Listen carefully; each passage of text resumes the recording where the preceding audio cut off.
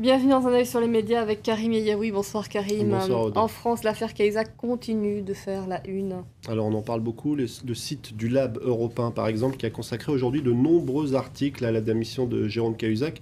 L'un des angles choisis s'intéressait aux mots choisis par certains membres du gouvernement pour accompagner le départ du ministre du Budget. On retiendra notamment la réaction de Nicole Bricq, la ministre du Commerce extérieur, qui partageait le bâtiment avec Jérôme Cahuzac. Une réaction un peu de fan, disent certaines mauvaises langues.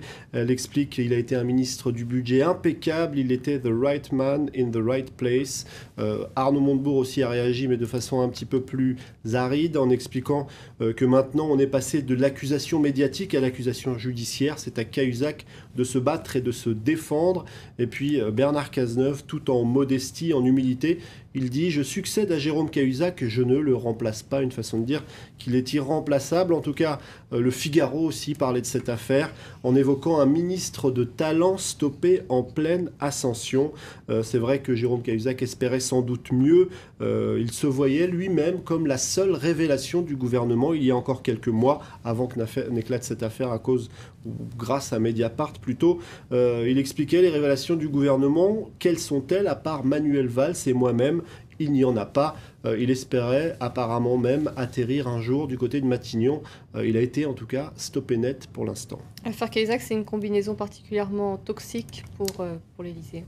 Très toxique, c'est peut-être pour ça qu'on a essayé de faire au plus vite, empêcher que ça s'enlise un peu plus, même si certains considèrent qu'on n'a pas pris les choses suffisamment tôt. En tout cas, Jean-François Kahn, sur le site du Huffington Post, évoque cette affaire. Un ministre chargé de faire rentrer les impôts et de traquer la fraude fiscale, soupçonné d'avoir fui les impôts en organisant un exil fiscal. C'est comme si le ministre de l'Emploi licenciait ses collaborateurs, ou encore comme si le ministre de l'Éducation était recalé au bac. C'est tout simplement inadmissible. Alors, ce qui est intéressant dans cet article, c'est que Jean-François Kahn note aussi que du côté de la droite, les attaques sont relativement faibles, en tout cas relativement limitées. C'est aussi ce que souligne le site du Monde. L'UMP veut tirer profit de l'affaire Cahuzac sans en rajouter. Il y a peut-être deux raisons à cela. D'abord, c'est Mediapart qui a sorti cette affaire, et on sait qu'à droite, on n'a pas franchement apprécié l'acharnement de Mediapart en ce qui concerne l'affaire Woerth-Bettencourt. On sait aussi que ce site d'information travaille encore sur le financement de la campagne de Nicolas Sarkozy en 2007 et d'éventuels liens avec la famille Kadhafi. C'est peut-être pour ça qu'on n'en a pas trop fait à droite. En tout cas, on savoure cette victoire. On en parlait déjà hier. Fabrice Arfi, journaliste de Mediapart, une victoire pour Mediapart tout simplement. Et puis on s'aperçoit que certains sites, comme le site Jol Press, s'intéressent presque plus à la façon dont Mediapart mène l'enquête qu'à l'affaire Cahuzac elle-même. Vous nous parlez à présent du voyage de Barack Obama en Israël, placé plutôt sous le signe de la désillusion. En tout cas, pour certains Palestiniens, c'est clairement la désillusion. C'est ce qu'évoque le site slate.fr. Barack Obama, lors de sa première élection, avait suscité beaucoup d'espoir, aujourd'hui envolé pour les Palestiniens. C'est ce que raconte Slate, mais aussi c'est ce qu'expliquent certains manifestants avec cette photo du côté d'Hébron.